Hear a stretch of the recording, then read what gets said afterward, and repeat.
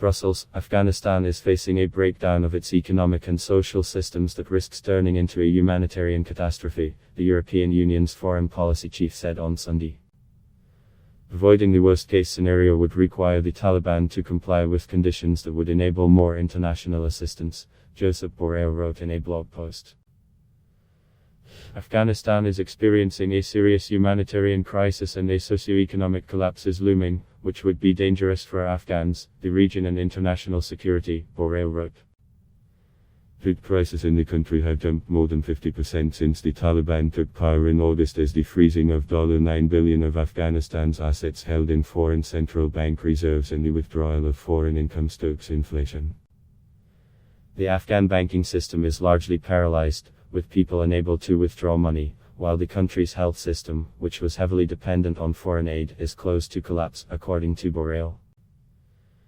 If the situation continues and with winter approaching, this risks turning into a humanitarian catastrophe, he wrote, adding that this could trigger Massachusetts migration into neighboring states.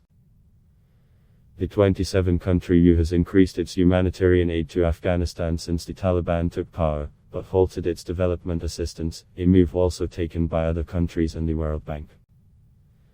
The EU response to the crisis would depend on the behavior of the new Afghan authorities, Borrell said, and any resumption of relations would require compliance with conditions including human rights. This requires above all that the Taliban take the steps that will enable the international community to assist the Afghan people, he said, adding that female staff from international agencies must be able to do their job.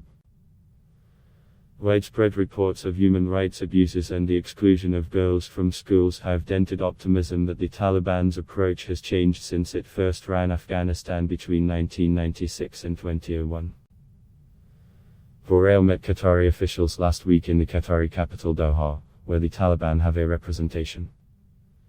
He said Qatar's contacts with the Taliban were aimed at moderating their behavior, and urged Doha to use its contacts with them to ensure the worst scenario for Afghanistan could be avoided.